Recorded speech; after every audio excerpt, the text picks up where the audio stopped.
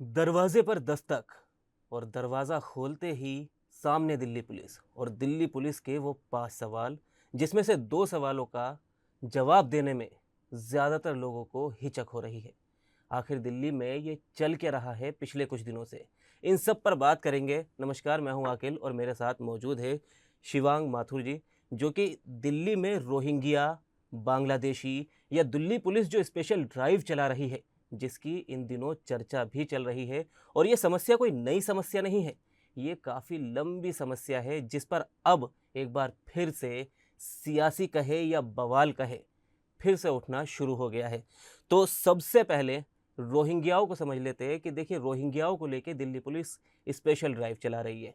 वो क्यों चला रही है, कब से चला रही है, ये समझेंगे एक बार शिवांग सर के साथ। सर, पहले आप ये बताएं कि ये ड्राइव कब से चल रही है और क्यों चलाई जा रही है, और क्या सिर्फ रोहिंग्याओं के खिलाफ है या फिर बांग्लादेशी भी इसमें शामिल है, उनके लिए भी वेरिफिकेशन ड्राइव ये चलाई जा रही है। देखिए, 2 चीज़ें हैं अखिल। एक है रोहिंग्या मुसलमान और दूसरा जी। है बांग्लादेशी अवैध लोग जो हैं वो जो भारत में रह रहे हैं। दोनों ही के खिलाफ दिल्ली पुलिस जो है वो दिल्ली के तमाम ऐसे इलाके जो सेंसिटिव इलाके हैं वहाँ पे ड्राइव चला रही है। जी। और दिल्ली पुलिस बाकायदा गृह मंत्रालय के अंडर आती है। गृह मंत्रालय में भारत की सुरक्षा को लिहाज में देखते हुए, ध्यान में रखते हुए कई सारी बैठकें हो चुकी हैं। और उन्हीं बैठकों के चलते अभी दिल्ली में, जैसे आप जानते हैं कि नई सरकार बनी है, रेखा जी जो हैं वो मुख्यमंत्री बनी है। उनके साथ भी बैठक हुई थी अभी कुछ दिनों पहले गृह मंत्रालय के अंदर। और अब ये ड्राइव ज़्यादा चर्चा में इस वजह से है क्योंकि दिल्ली में नई सरकार आई है और बीजेपी बार-बार कह रही है कि अब डबल इंजन की सरकार है।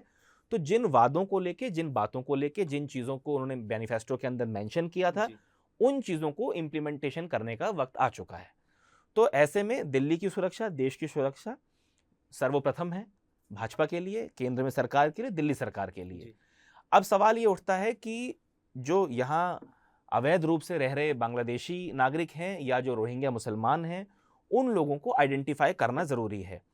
उसका एक बड़ा कारण ये है कि जैसा मैंने ज़िक्र किया कि सरकार चाहती है कि पूरे देश को सुरक्षित रखा जा सके, क्योंकि जी। बहुत बार इस तरह की घटनाएँ सामने आई हैं जब रोहिंग्या मुसलमान या बांग्लादेशी अवैध प्रवासी जो हैं, वो कई सारी इल्लीगल एक्टिविटीज़ में पाए गए हैं। जी। ठीक है? एंटी टेररिस्ट जो एक्टिविटीज़ होती हैं, एंटी नेशन जो एक्टिविटीज़ होती हैं, उसके अंदर भी वो लिप्त पाए गए हैं। कुछ लोग, मैं सबकी बात नहीं कर रहा हूँ। जी। तो सरकार का उद्देश्य ये है कि इनको वापस अपने देश डिपोर्ट किया जाए। उसके लिए ड्राइव चलाई जा रही है। अभी कुछ दिनों पहले हमने देखा गोल मार्केट में ड्राइव चलाई गई, पेशावर रोड है, वहाँ पे चलाई गई, कालीबाड़ी चलाई गई और भी दिल्ली के अन्य इलाकों में ड्राइव चलाई गई। अब दिल्ली पुलिस कर क्या रही है कि जब भी वो दस्तक दे रही है किसी दरवाजे पे, जहाँ जी। पे इल्लीगल माइग्रेंट्स रहते हैं, उन लोगों से वो 5 सवाल पूछ रही है। पहला सवाल उनका नाम, दूसरा सवाल उनका मोबाइल नंबर, तीसरा उनका आधार, पैन कार्ड या अगर वोटर आईडी कार्ड भी बनवा लिया गया है तो। जी। ठीक है? आखिरी के जो 2 सवाल हैं वो उनको परेशान करते हैं। पहली चीज़ उनका social media account. Social media account इसलिए कि कोई भी व्यक्ति अगर बांग्लादेश का है, तो अगर उसके फॉलोअर्स अगर चेक किए जाएँगे, उसके जी। ट्वीट्स अगर चेक किए जाएँगे, उसकी फ़ोटोज़ अगर चेक की जाएँगी या कहीं न कहीं से कोई न कोई संबंध निश्चित तौर पे सोशल मीडिया के ज़रिए पता लग सकता है कि कोई व्यक्ति। उसके मूल क्षेत्र का निकल ही जाएगा। बिल्कुल। दूसरी चीज़, नेटिव विलेज के अलावा उनसे उनका अकाउंट नंबर माँगा जा रहा है। संभवतः ऐसा सरकार या पुलिस मानती है कि कोई अकाउंट अगर लंबे समय तक एक्टिव है, जी। तो उसमें कभी न कभी, कहीं न कहीं कोई ट्रांज़ैक्शन हो सकता है कि ऐसी मिल जाए जिससे वो कड़ी आगे जोड़ के देखी जा सके और कोई रास्ता जी। मिल सके आइडेंटिफ़ाई करने के लिए। आधार कार्ड में समस्या ये आती है कि अगर आप दिल्ली में 15 साल से रह रहे हैं तो आधार कार्ड आपका बन गया, तो बड़ा मुश्किल हो जाता है आइडेंटिफ़ाई करना कि आप बाहर के जी। निवासी हैं, क्योंकि बोलचाल भी बहुत ज़्यादा डिफ़रेंस नहीं है। बंगाली लोग भी जो बांग्ला भाषा बोलते हैं, वो भारत के बंगाल के लोग भी लगभग-लगभग जी। वैसी ही भाषा बोलते हैं। ऐसे में थोड़ा-सा दिल्ली पुलिस के लिए मुश्किल हो जाता है। तो पहली चीज़ तो ये। अब ये ड्राइव लगातार चलती रहेगी, कितने दिन चलेगी, दिल्ली पुलिस को कितनी बड़ी कामयाबी मिलेगी, डिपोर्टेशन का प्रोसेस क्या होगा, डिपोर्ट कर भी पाएँगे या केवल ये मुद्दा राजनीतिक लेवल पे सिमट के रह जाएगा। होता है ना कि जी। आम तौर पे क्या होता है कि एक बार एक मुद्दा उठता है, उसके ज़रिए सरकार को या किसी पॉलिटिकल पार्टी को वोट मिलते हैं, बाद में वो उस पे ठंडा हो जाता है, वो जी, ठंडे ठंडे बस्ते बस्ते में में वो। चला जाता है। जी। अब वो डिपोर्टेशन का प्रोसेस क्या होगा? क्योंकि अभी तक तो सरकार या पुलिस ने नहीं बताया है कि कितने लोगों को आइडेंटिफ़ाई कर लिया गया है और उनको भेजने की क्या प्रक्रिया होगी। ये एक चीज़ जो है वो अभी स्पष्ट नहीं है। जी। सर, सबसे पहला सवाल तो शिवांग सर ये कि अभी आपने जिन इलाकों के नाम बताए, गोल मार्केट, हाँ कालीबाड़ी या फिर पेशवा रोड बताया, ये सब सेंट्रल दिल्ली में आता है। जी। ठीक है, अभी वहाँ ड्राइव चल रही है, तो क्या लगता है अभी दिल्ली पुलिस का अभी रवैया देखते हुए कि ये आउटर दिल्ली में भी अभी ये ड्राइव चलाई जाएगी, देखिए सीमापुरी हो या उधर बाहरी दिल्ली के जो बिल्कुल। इलाके, क्योंकि वहाँ सबसे ज़्यादा इस तरह के लोग पाए जाते हैं। देखिए ऐसा है कि अभी ये जो पुलिस की ड्राइव है ये चर्चा में ज़्यादा इस वजह से है क्योंकि दिल्ली में नई नई सरकार बनी है बीजेपी जी। की। लेकिन अगर आप थोड़ा सा पहले जाएंगे, 3 साल 2 साल पहले हम लोगों ने कवर किया है, जी। इस तरह की ड्राइव समय समय पे चलती रहती हैं। समय समय पे ये ड्राइव्स हुई हैं, चली हैं।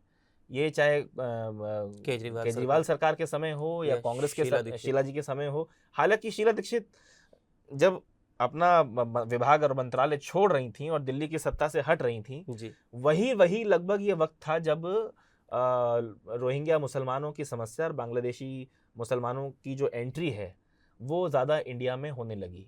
जी। तो हालांकि किसी भी सरकार को दोष देना तो मुझे नहीं लगता कि उचित रहेगा, क्योंकि बांग्लादेश से सीधे दिल्ली नहीं पहुंचा जा सकता। आपको बंगाल राज्य में एंट्री करनी पड़ती है, या फिर आप पूर्ववर्ती जो राज्य है हमारे, चाहे वो मिजोरम हो, है ना, मणिपुर हो, इन राज्यों से लोग आते हैं, त्रिपुरा हो, तो इसमें तमाम विफलताएं होती हैं बॉर्डर क्रॉस करने के समय जो फोर्सेस वहां पर हैं। और ना सिर्फ दिल्ली, ये तो देश भर में कई जगह शिवांग सर ये नजर आता है। देखिए जम्मू कश्मीर है जी, राजस्थान है, यूपी है जी, यूपी में कुछ हद तक पंजाब भी इससे ग्रसित है। तो काफी राज्यों में आपको इस तरह की समस्याएं मिलेंगी। दिल्ली थोड़ा सा केंद्र इसलिए बन जाता है क्योंकि देश की राजधानी है। जी। अच्छा, एक सवाल शिवांग सर, ये है कि आखिर ये रोहिंग्या कब, कैसे और आखिर यहाँ आने की वजह क्या है, पीछे इसके वजह क्या है? क्योंकि वहाँ परेशान हैं तब यहाँ आ रहे, या यहाँ कुछ ऐसा उनको मिल रहा है जो वो यहाँ हिंदुस्तान में आ रहे हैं? देखिए 2012 और 2017 ये 2 ऐसे साल हैं जब बर्मा में, म्यांमार में जो बर्मा है, वहाँ पे एक तो सबसे बड़ी बात यह है कि वहाँ की जो सरकार है या वहाँ के जो लोग हैं वो रोहिंग्या मुसलमानों को नागरिकता नहीं देते जी। वो उनको अपना नहीं मानते।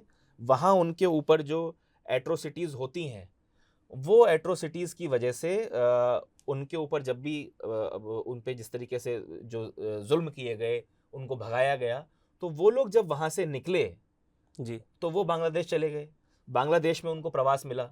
बांग्लादेश से होते हुए वो फिर हमारा जो त्रिपुरा है, मिजोरम है, मणिपुर है, इस रास्ते से या फिर बंगाल के रास्ते से होते हुए दिल्ली पहुंचे।